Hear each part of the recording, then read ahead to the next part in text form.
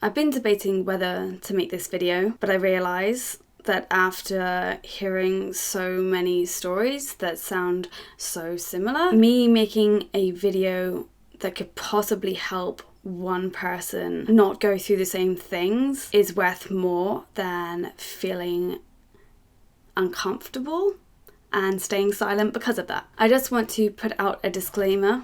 Well, a few disclaimers actually. Please watch to the end. I really don't want people to get the wrong idea of what I'm trying to say, and I really don't want to scare people away from coming into the games industry, which I work in and I love. This video is to help with possible red flags that you might come across when you're trying to get into the games industry, or you're working in the games industry or something like that. But that is in no way supposed to be victim blaming. At the end of the day, these awkward, uncomfortable, horrible situations in the workplace should not happen, and I shouldn't be having to tell you about these red flags, and people shouldn't be having to come out with their own recurrences of what has been happening to them.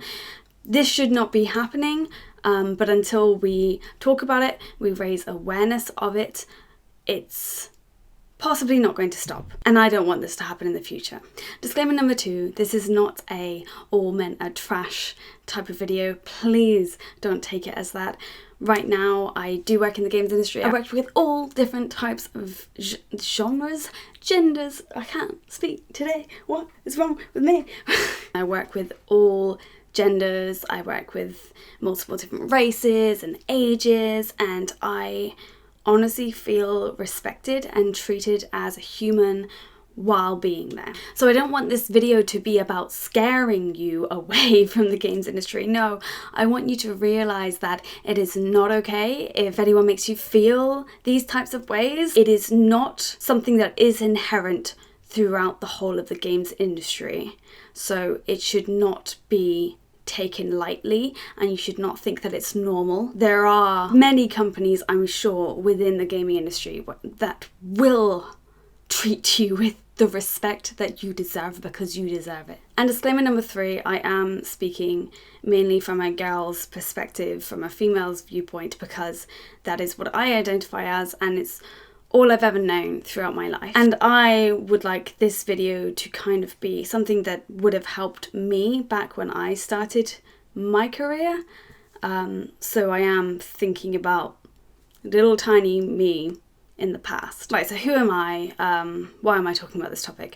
I am a game designer. I have been working as an associate game designer for almost 2 years now. I did a traineeship for my first year, and I was trying to break into the games industry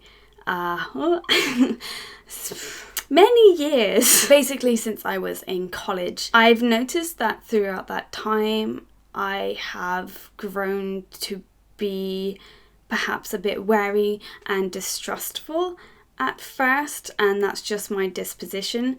Perhaps it's due to some things that may or may not be universal. I don't know. I always thought that perhaps it was just normal to be a little bit distrusting and to always be on guard. I do understand that there are many other factors that play into account, like the fact that I look so much younger, so I always try and overcompensate for that a little bit.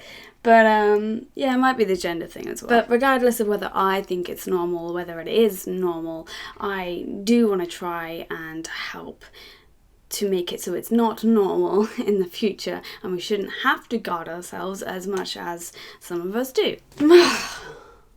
Already exhausted, it hasn't even started yet. Okay, let's just get into the nitty-gritty, and I'll talk to you about the red flags that could happen and what to do if they do happen. So first, I understand that it's really hard to get your foot in the door of the games industry, and that's what you hear all the time. It can take years, and it can take a degree, and sometimes it can take a master's. But if you're passionate and you work hard enough, there's no reason why you should not be striving to be a part of an industry and do a job that you love. Maybe love's a bit cheesy, that you feel that you're right for. And one of the best pieces of advice that I've ever been given about finding a job and going into a job interview is to always remember that an interview is not only for that company to see whether they would like you to work with them, but it's also for you to know whether you would like to work with that company. And I'd like you just to think about that when I tell you these red flags.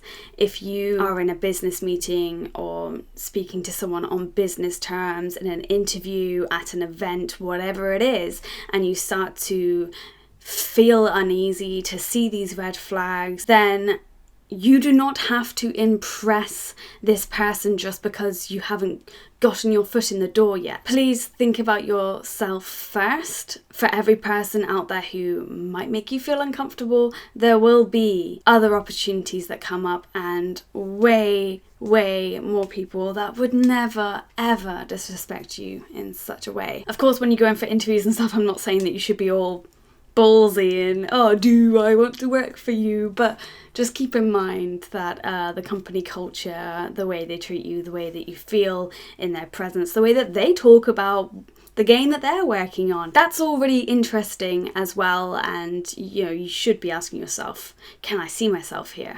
Do I want to work with these people? Do they excite me? Does the project excite me?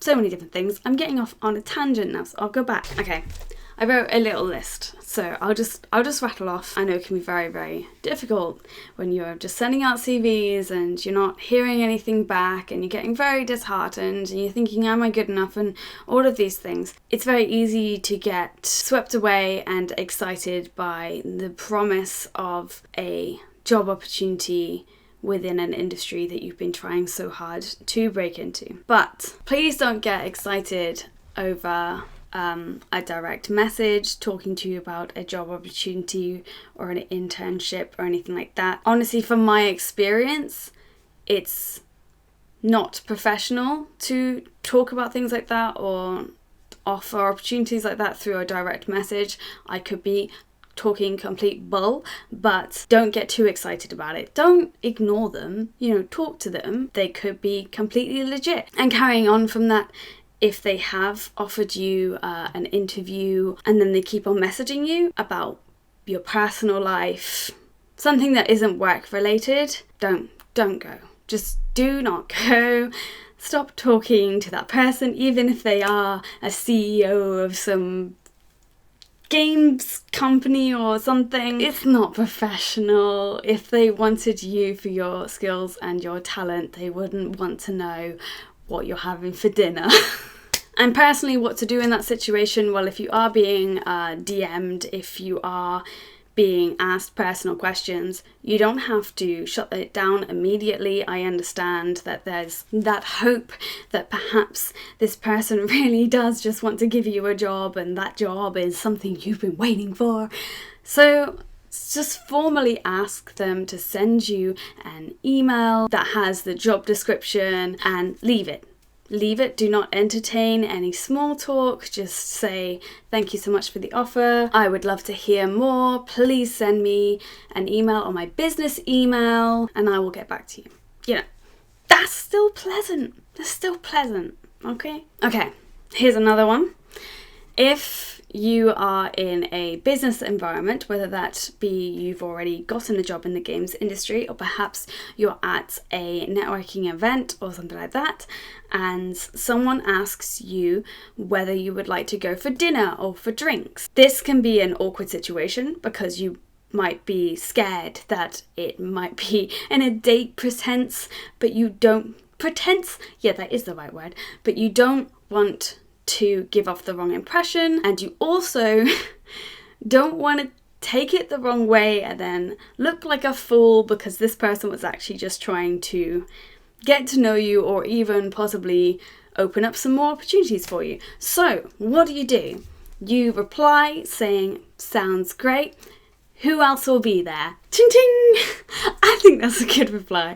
And I did that once and it does work. If nobody else will be there, then I would suggest asking if you can take a friend along or take someone else along with you. If other people will be there, then it's going to be either a social thing or perhaps a business thing. It's just going to be less awkward. And if they then realise that you're asking this question because you are feeling a bit on edge, then good on them. they understand. Hopefully they'll just be nice and open about it. I mean, obviously all of this is up to you. Okay, here's another one. If your appearance gets brought up in a business sense, then skedaddle, run, get out of there. Honestly, the game industry does not care what you look like. There is no dress code in the games industry. One of the reasons why I love it so much.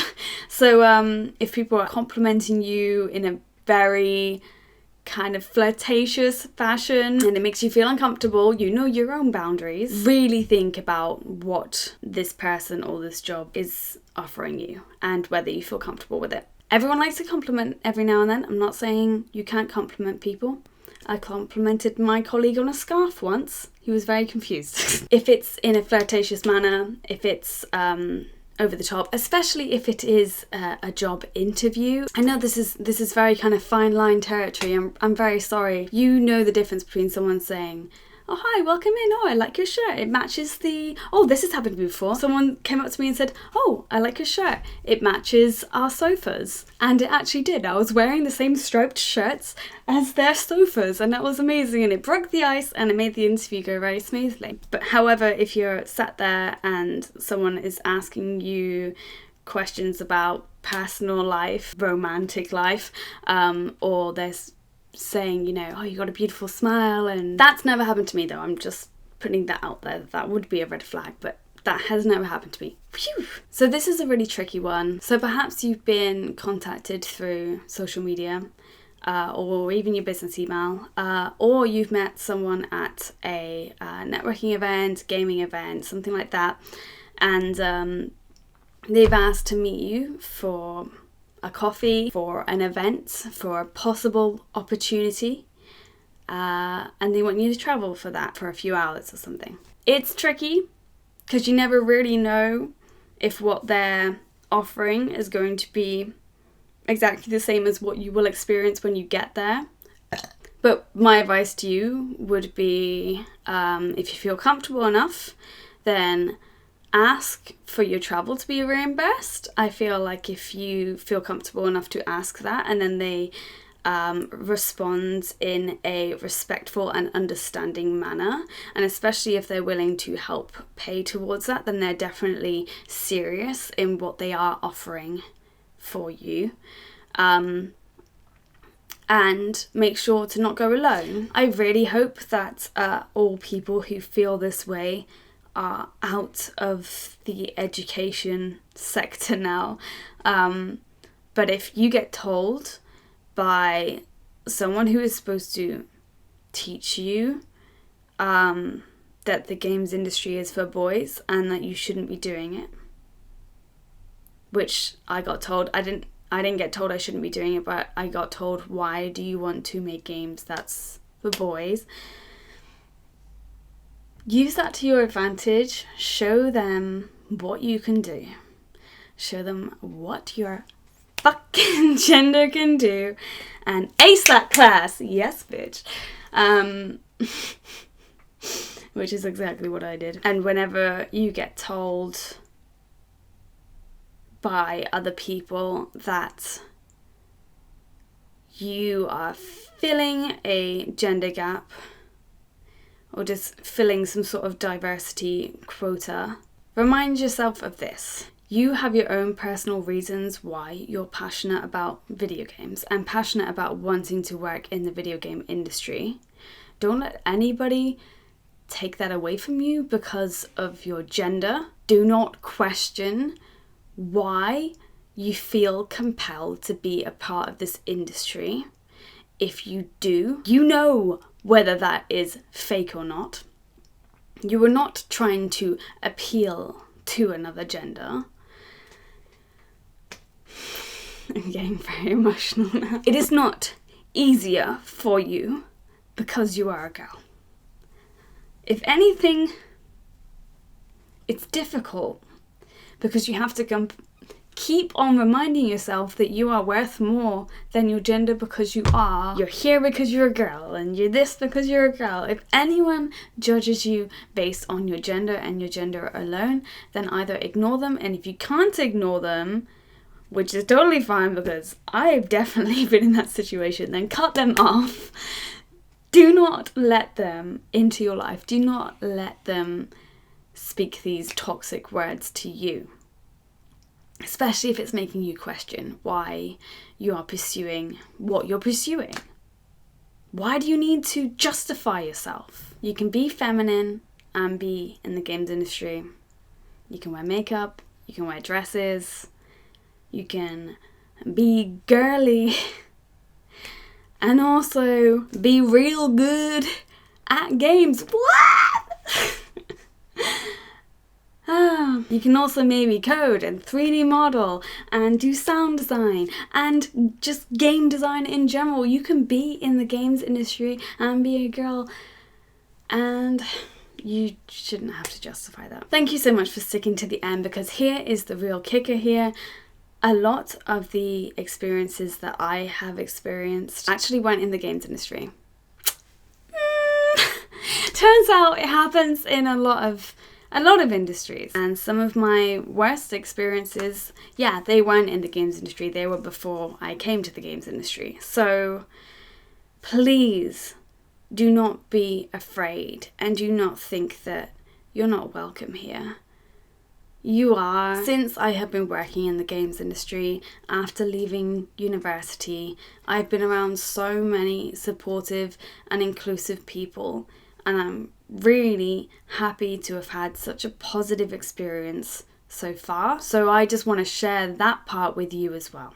I want you to know it can be great, and that these uncomfortable and disrespectful situations can happen in other industries too. It's not just the game industries. However, I understand that in a more heavily male dominated environment, this could be more the case, but there's so many people within this industry who aren't like that, who will treat you with respect, who do want to help you, and who see you as a human being. Oh my god. Okay, so my card just ran out of space and I ended up smashing some of my plant vases, so that's great. I will share some links down in the description below of some females in the games industry who I think are really inspiring and who I look up to, and one off the top of my head is Natalia from a company called Kill Monday Games. She is a co-founder of it and she makes YouTube videos and stuff, and they made games like Fran Bow. I look up to her. I think she's really, really cool and definitely an inspiration. And there are many other females here. If you have more questions about this, if you're going through something similar, then please give me a message. I will leave my email in the description down below and I'll get back to you as soon as I can. I want to help. I really hope this came across okay, because at the end of the day, I do not regret all my decisions. I don't regret working my ass off to get into the games industry, because it's what I'm passionate about and it's what I find fun. I'd love for more people to be able to say the same. To finish this video, I just wanted to share a little bit at the end that was taken in a time when I was less emotional, let's just put it that way. I put out a tweet just to see how many people think that the games industry is intimidating and whether they would try and pursue a career in it.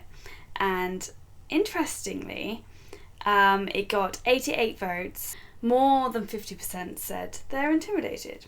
I just want to read through some of the comments that I had. Maybe it can be a talking point down in the comments below. So a lot of the comments that I'm getting are about crunch times and lack of job security, which worries people. I would just like to say that since I have found a job in the industry, I've never had to worry about my job safety. Maybe I'm just very lucky, and I know that it's definitely not the case in all companies, but just because it is a gaming company does not mean that you have to work crazy overtime or that your job isn't secure. That is totally not the case. There are times, and I think this is inherent across most creative industries, that when you come to a big deadline, like releasing your game or releasing a film or something like that, you probably will have to work harder and work overtime, but you're not forced to, or at least not in my experience. I know the stories, I've heard the stories, but what you don't hear is the amount of companies that don't force their employees to do that. You can if you want to, but it's not frowned upon if you can't. So as long as you get your work done and you work your designated hours, it's all good. A lot of it was about salary, and I guess, yeah, from my experience and from what other people have told me, you don't choose the game industry because you want to be rich. You don't. You choose the game industry because you're passionate about it. And I guess some of you also might be worried about how you would be perceived, whether that be through gender or sexual orientation, sexual preference. I can understand that worry, especially in a primarily male dominated environment. You might think that might be a certain way, I mean, very laddie and like her. That's my loud impression. But there's way more than just males in the industry. There's way more than just heterosexuals in the industry. As I said before, treat the interview for yourself as well as for the company to know whether you want to work there, see how they are, see how they interact, and see if you can envision yourself working well with these people. That's all I can say to you. Every company obviously has a culture. They do have a culture, and that culture is a really important part of working with people. If you don't gel with them, how are you supposed to get creative with them and have fun with them? On the front of some people just wanting to create their own games and their own thing, that's completely understandable, and you know, being an indie developer and getting money another way to sustain you doing that, totally fine. If you want to make games, you don't necessarily have to work in a big games company. That's absolutely a legit response. And there's a lot of people who are down on themselves. You guys, you're creative, you're passionate. There's this understanding that if you want to work in the games industry, you have to be both like creative and clever and all these things. Being creative is not I'd like to say it's not as hard as you think it is, but I mean, that's just my own opinion.